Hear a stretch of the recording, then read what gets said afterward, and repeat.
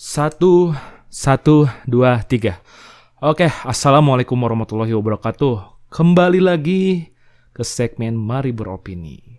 Kali ini kita akan membahas tentang yang lagi lagi rame, isu yang lagi hangat-hangatnya dan panas-panasnya di beberapa hari ke belakang, yaitu tentang Undang-Undang Cipta Kerja atau Undang-Undang Omnibus Law.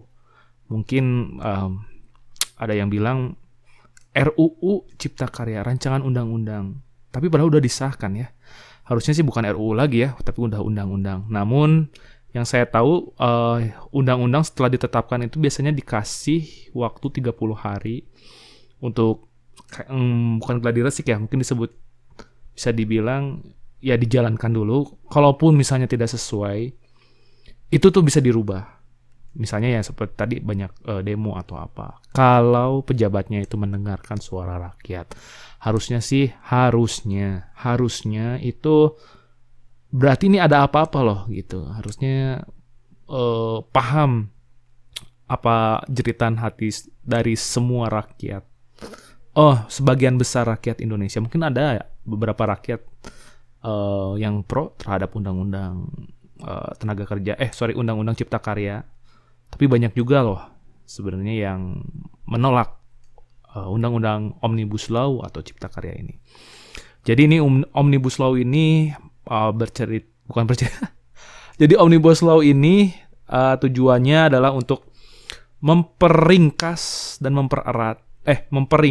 memperpadat dari undang-undang yang sebelumnya sudah ada, undang-undang tenaga kerja yang sebelumnya sudah ada. Jadi ini memperringkas lagi, memperpadat lagi.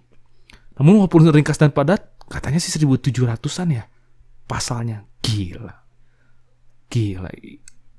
Yang disebut ringkas padat aja banyak gitulah.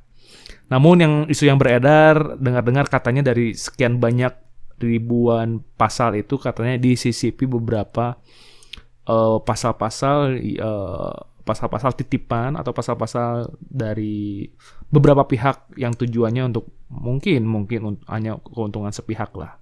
Itu katanya gosipnya. Tapi ya walau-walam lah, kita tidak tahu. Jadi kita lihat dari kacamata saya saja dulu. Orang mungkin memiliki kacamata yang berbeda juga, sudut pandang yang berbeda juga. Jadi ini bukan antara salah dan benar, tapi beropini. Oke, kenapa Omnibus Law ini jadi rame? Katanya saya lihat dari beberapa sumber juga media yang valid. Itu yang pertama itu berdampak menurunkan kesejahteraan rakyat Indonesia. Karena tidak ada kepastian dalam bekerja. Maksudnya gini, tidak ada kepastian dalam bekerja itu seperti ini. Tidak ada yang kita jalani saat ini kan kontrak dulu kemudian jadi tetap. Ada yang langsung tetap juga, tapi kebanyakan sih yang dialami itu percobaan dulu. Ada yang mungkin kontrak atau training atau apa disebutnya, tapi nanti jadi tetap. Setelah pekerja itu menjadi tetap, itu dilindungi oleh undang-undang dan peraturan ketenagakerjaan, itu diatur dalam pasal-pasalnya. Nah, itu tuh ditiadakan sehingga karyawan itu seumur hidupnya adalah kontrak. Wow. Kalau seumur hidup itu kontrak, berarti kapanpun dia bisa di PHK. Jadi yang dulu tetap itu kan dia bisa memperkirakan misalnya cicil rumah 10 tahun, 15 tahun, 20 tahun gitu, dengan tetap bekerja di sana gitu. Sekarang mau gimana caranya kita mau berprojek ke depannya gitu, memikirkan untuk masa depan, sedangkan jangan-jangan besok juga bisa di PHK gitu. Jadi ini yang sangat-sangat riskan. Jadi dari banyak pasal itu saya ngambilnya cuma 3 lah. Jadi yang tadi pertama itu adalah kesejahteraan masyarakat. Dan yang kedua, yang pertama itu menurunkan kesejahteraan masyarakat. Tadi yang seperti udah dibilang. Dan yang kedua ini ke AMDAL alias lingkungan. AMDAL itu pasal yang mengatur eh, dampak lingkungan dari perusahaan tersebut. Misalnya dari cara pengolahan limbah, dari cara pembuangan limbahnya juga, pemanfaatan limbahnya juga seperti apa sehingga tidak mengganggu lingkungan sekitar terdekatnya lah.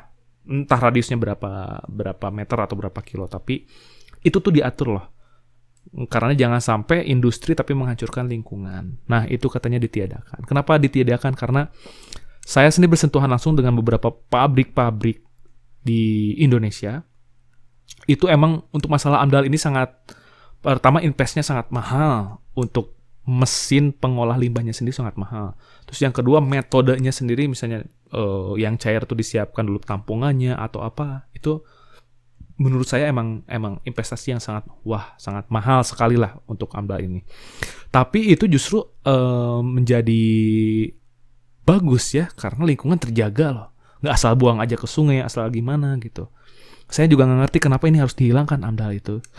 Sedangkan yang saya dengar itu diciptakannya Omnibus Law ini, alias Undang-Undang Cipta Kerja, ini adalah untuk menarik investor untuk berinvestasi di Indonesia. Jadi banyak buka pabrik lah, buka apa sih yang membuka penyerapan lebih banyak lagi dalam buruh ataupun pekerja atau karyawan. Namun kalau misalnya dihilangkan ya jadi gimana ya? Jadi kalau misalnya dihilangkan AMDAL-nya, berarti semakin banyak pabrik yang datang bisa mencemari juga dong, bos. Sedangkan peraturannya dihilangkan, gimana mau ininya ya? Ini menurut pendapat pribadi saya. Mungkin ada dibahas nanti selanjutnya tentang lingkungan hidup alias AMDAL ini. Kemudian yang ketiga adalah menipisnya atau sempitnya lapangan pekerjaan. Nah, ini ini bukan tipu daya, tapi ironis sekali karena tujuannya Undang-Undang Cipta Kerja ini adalah untuk membuka lapangan kerja sebanyak-banyaknya, membuka penyerapan pekerja sebanyak-banyaknya, penyerapan lapangan kerja sebanyak-banyaknya dengan cara memudahkan para investor untuk berinvestasi di tanah air kita, sehingga banyak pabrik-pabrik di mana-mana gitu. Menurut saya ini sangat ironis sekali ya, karena jujur kayak pembangunan proyek kereta api cepat kayak atau yang sering diberita-beritakan itu perusahaan itu masih kerjasama loh sistemnya. Itu yang bekerja sampai tukang ngaduknya juga dia impor loh. Ini kan yang kita tahu pembangunan ini proyek dari Cina nih. Tukang nyemen yang jadi Cina, tukang ngaduknya juga dari Cina. Masa sih cuman ngaduk doang, mancul doang gitu, tenaga kita nggak ada lah gitu. Kenapa harus tenaga asing gitu sampai segitunya gitu. Jadi bayangin ketika investor menginvestasikan, misalnya dari Cina nih datang nih 10 pabrik misalnya bikin, saya yakin kok tenaga asingnya juga ikut itu, pasti itu. Nggak mungkin lah 100% warga Indonesia. Coba pikirin aja baik-baik. Kita aja lihat, nggak usah berasumsi lah, kita lihat aja yang sekarang. Kalau mau cek tuh, kalau misalnya lagi di tol pembangunan tuh, entah kereta api cepat atau tol baru atau gimana, turun aja lihat pekerjanya gitu. Banyak loh, beneran. Kalau misalnya mau lihat langsung. Kalau nggak, ini bukan fitnah ya, tinggal cek sendiri aja gitu. Jadi ya itulah dampak dari Omnibus Law dan Cipta Kerja ini. Jadi saya rangkum jadi 3. Terus kemudian banyak yang protes juga tentang aksi anarki demo. Demo itu harus damai, bos. Jangan ada perusakan, pembakaran atau apa gitu. Bagi kalian yang nggak tahu, yang hanya bisa melihat aja gitu ya.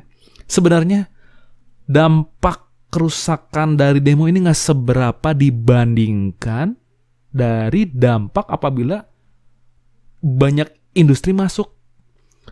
Bisa menjadi pembakaran lahan untuk buka lahan. AMDAL-nya yang dihilangin juga bisa berdampak sangat banyak. Kerugian kerusakan lingkungan itu lebih besar loh daripada kerusakan demo.